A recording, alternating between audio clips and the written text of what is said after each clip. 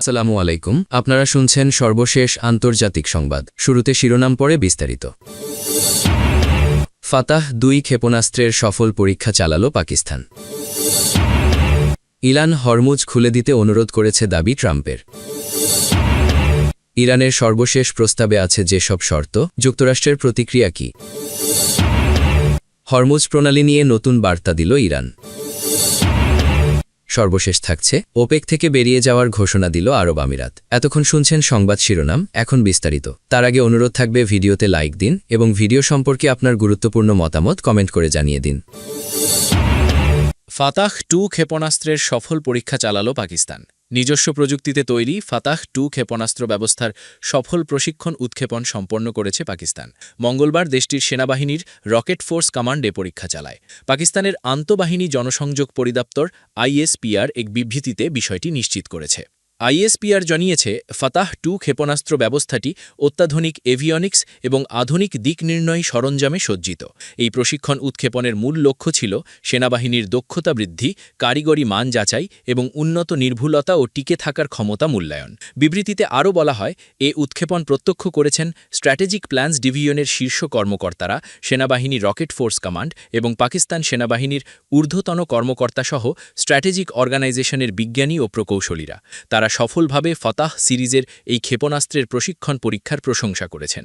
এ অর্জনে সংশ্লিষ্ট সবার কারিগরি দক্ষতা ও নিষ্ঠার প্রশংসা করেছেন পাকিস্তানের প্রেসিডেন্ট আসিফ আলী জারদারি, প্রধানমন্ত্রী শাহবাজ শরীফ, প্রতিরক্ষা বাহিনীর প্রধান এবং সেনাপ্রধান ফিল্ড মার্শাল আসিম মুনির। উল্লেখ্য, গত সপ্তাহে পাকিস্তান নৌবাহিনীও সফলভাবে তাইমুর নামক আকাশ থেকে নিক্ষেপ্য ক্রুজ ক্ষেপণাস্ত্রের পরীক্ষা চালিয়েছিল। জাহাজ বিধ্বংসী এই অস্ত্রটিকে দেশটির সামরিক সক্ষমতা ও যুদ্ধের প্রস্তুতির এক শক্তিশালী প্রদর্শনী হিসাবে অভিহিত করা হচ্ছে। এর আগে গত ১৬ এপ্রিল পাকিস্তান নৌবাহিনী জাহাজ থেকে নিক্ষেপ্য আরও একটি জাহাজ বিধ্বংসী ক্ষেপণাস্ত্রের সফল পরীক্ষা চালায়। সূত্র ডন/AFP। ইরান হরমুজ খুলে দিতে অনুরোধ করেছে, দাবি ট্রাম্পের। ইরান হরমুজ প্রণালী দ্রুত খুলে দেওয়ার জন্য ওয়াশিংটনের কাছে অনুরোধ জানিয়েছে বলে দাবি করেছেন যুক্তরাষ্ট্রের প্রেসিডেন্ট ডোনাল্ড ট্রাম্প। তার দাবি, তেহরান বর্তমানে ভেঙে পড়ার অবস্থায় রয়েছে এবং নেতৃত্ব সংকট মোকাবিলার চেষ্টা করছে। মঙ্গলবার ২৮ এপ্রিল নিজের সোশ্যাল মিডিয়া ট্রুথ সোশ্যালে এক পোস্টে ট্রাম্প জানান, ইরান সরকার নিজেই যুক্তরাষ্ট্রকে তাদের এই শোচনীয় অবস্থার কথা জানিয়েছে। ট্রাম্পের দাবি, তেহরান তাদের অভ্যন্তরীণ নেতৃত্ব সংকট কাটিয়ে ওঠার চেষ্টা করছে এবং এই অন্তর্বর্তী সময়ে জরুরি ভিত্তিতে হরমুজ প্রণালী খুলে দেওয়ার জন্য যুক্তরাষ্ট্রের কাছে অনুরোধ জানিয়েছে। ট্রাম্প পোস্টে লেখেন, ইরান আমাদের এইমাত্র জানিয়েছে যে তারা বর্তমানে ভেঙে পড়ার দ্বারপ্রান্তে। তারা চায় আমরা যেন যত দ্রুত সম্ভব হরমুজ প্রণালী খুলে দিই, যেন তারা তাদের নেতৃত্ব সংকট নিয়ে কাজ করতে পারে। ইরানি নেতৃত্ব প্রসঙ্গে ট্রাম্প আরও বলেন, আমি বিশ্বাস করি তারা নেতৃত্ব সংকট কাটিয়ে উঠতে সক্ষম হবে। সূত্র আল জাজিরা।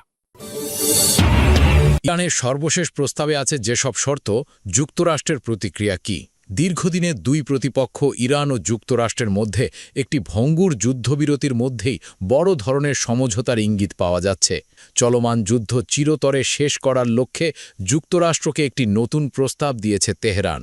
তবে কৌশলগতভাবে গুরুত্বপূর্ণ এই প্রস্তাব নিয়ে ওয়াশিংটনের কর্মকর্তাদের মধ্যে গভীর সংশয় দেখা দিয়েছে। হাজার হাজার মানুষের প্রাণহানি ও বিশ্বজুড়ে জ্বালানির আকাশচুম্বী দামের প্রেক্ষাপটে আসা এই প্রস্তাবটি এখন হোয়াইট হাউসের টেবিলে। কি আছে ইরানের সর্বশেষ প্রস্তাবে? ইরানের এই নতুন প্রস্তাবের মূল লক্ষ্য হল পারস্য উপসাগরীয় অঞ্চলে উত্তেজনা কমানো। তবে এতে যুক্তরাষ্ট্রের প্রধান দাবি, পারমাণবিক কর্মসূচির ওপর অবিলম্বে বিধিনিষেধের বিষয়টি রাখা হয়নি। তেহরানের প্রস্তাবের প্রধান দিকগুলো হল হরমুজ প্রণালী উন্মুক্ত করা। ইরান কৌশলগত এই জলপথটি পুনরায় খুলে দিতে চায়, যা বর্তমানে বন্ধ থাকায় বিশ্বজুড়ে জ্বালানি সরবরাহ ব্যাহত হচ্ছে। নৌ অবরোধ প্রত্যাহার, বিনিময়ে যুক্তরাষ্ট্রকে ইরানের বন্দরগুলোর ওপর থেকে নৌ অবরোধ তুলে নিতে হবে এবং যুদ্ধ সমাপ্তির আনুষ্ঠানিক ঘোষণা দিতে হবে। পারমাণবিক আলোচনা স্থগিত, তেহরানের শর্ত হল যুদ্ধ পুরোপুরি শেষ না হওয়া পর্যন্ত তাদের পারমাণবিক কার্যক্রম নিয়ে কোনো আলোচনা করা যাবে না। এই প্রস্তাবটি পাকিস্তানের মাধ্যমে ওয়াশিংটনে পাঠানো হয়েছে। ইরানের রাষ্ট্রীয় সংবাদ মাধ্যম ফার্স নিউজ এজেন্সি জানিয়েছে, তেহরান কিছু নির্দিষ্ট রেড লাইন বজায় রেখেই এই কূটনৈতিক উদ্যোগ নিয়েছে। এই প্রস্তাবটি আগের চেয়ে কতটা আলাদা? ইরানি বিশ্লেষক আব্বাস আসলানির মতে, ইরান এবার তাদের আলোচনায় পরিবর্তিত পদ্ধতি গ্রহণ করেছে। এর আগে অর্থনৈতিক সুবিধার বিনিময়ে পারমাণবিক ছাড় এই মডেলে আলোচনা হলেও তেহরান এখন একে কার্যকর মনে করছে না। বিশ্লেষক নেগার মোর্তাজাবি মনে করেন, হরমুজ প্রণালী খুলে দেওয়ার প্রস্তাবটি বর্তমানে একটি বৈশ্বিক সমস্যার সমাধানের পথে বড় পদক্ষেপ হতে পারে। তবে পারমাণবিক ইস্যুটি অত্যন্ত জটিল হওয়ায় তা তাড়াহুড়ি না করে সংঘাতহীন পরিবেশে আলোচনার দাবি জানাচ্ছে তেহরান। যুক্তরাষ্ট্রের প্রতিক্রিয়া কি? ইরানের এই প্রস্তাব নিয়ে মার্কিন প্রেসিডেন্ট ডোনাল্ড ট্রাম্প সোমবার ২৭ এপ্রিল তার শীর্ষ নিরাপত্তা উপদেষ্টাদের সঙ্গে জরুরি বৈঠক করেছেন। তবে গণমাধ্যমের খবর অনুযায়ী ট্রাম্প এই প্রস্তাবে সন্তুষ্ট নন। রয়টার্স জানিয়েছে, প্রস্তাবে পারমাণবিক কর্মসূচি নিয়ে কোনো সুনির্দিষ্ট প্রতিশ্রুতি না থাকায় ট্রাম্প এটি পছন্দ করেননি। সিএনএন জানিয়েছে, পারমাণবিক প্রশ্নের সমাধান না করে অবরোধ তুলে নিলে ভবিষ্যতে আলোচনার ক্ষেত্রে আমেরিকার দর কষাকষির শক্তি কমে যেতে পারে বলে মনে করছে ওয়াশিংটন। মার্কিন পররাষ্ট্রমন্ত্রী মার্কো রুবিও ফক্স নিউজকে বলেছেন, তারা খুব ভালো আলোচক, তবে আমাদের নিশ্চিত করতে হবে যে কোনো সমঝোতা যেন ইরানকে পারমাণবিক অস্ত্র তৈরির সুযোগ না দেয়। জার্মান চ্যান্সেলর মের্জ বলেছেন, ইরানিরা অত্যন্ত দক্ষতার সঙ্গে আলোচনা করছে। বিশ্লেষকেরা মনে করেন, এই মন্তব্য ট্রাম্পের ওপর তার মিত্রদের ক্রমবর্ধমান চাপের বহিঃপ্রকাশ। ইউরোপীয় দেশগুলো এখন দ্রুত এই সংকটের সমাধান চায়, কারণ জ্বালানি সংকট তাদের অর্থনীতিকে পঙ্গু করে দিচ্ছে। দোহা বিশ্ববিদ্যালয়ের বিশ্লেষক মোহাম্মদ এল মাসরি মনে করেন, সময় কারও পক্ষেই নেই এবং পরিস্থিতি যত দীর্ঘায়িত হবে সমাধানের পথ ততই কঠিন হয়ে পড়বে।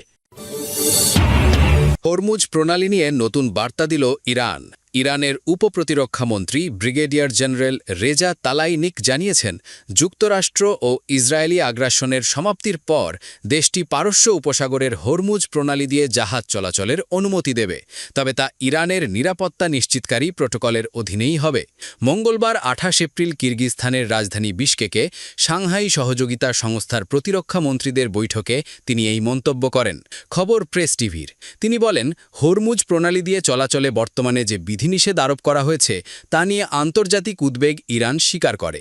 তবে তিনি দাবি করেন, এসব বিধিনিষেধ মূলত যুক্তরাষ্ট্র ও ইসরায়েলের হামলার প্রতিক্রিয়া, যা গত ফেব্রুয়ারির শেষ দিকে শুরু হয়ে ৮ই এপ্রিল যুদ্ধবিরতির মাধ্যমে স্থগিত হয়। তিনি আরও বলেন, আগ্রাসন পুরোপুরি বন্ধ হলে এবং ইরানের নিরাপত্তা বিঘ্নিত না হয় এমন প্রোটোকল মানা সাপেক্ষে বাণিজ্যিক জাহাজ চলাচল স্বাভাবিক করার বিষয়টি বিবেচনায় আনা হবে।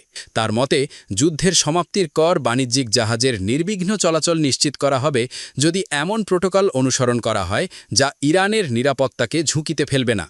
এদিকে হরমুজ প্রণালী দিয়ে জাহাজ চলাচল নিয়ন্ত্রণে নতুন একটি আইনগত কাঠামো প্রণয়নের উদ্যোগ নিয়েছে ইরান সরকার ও পার্লামেন্ট।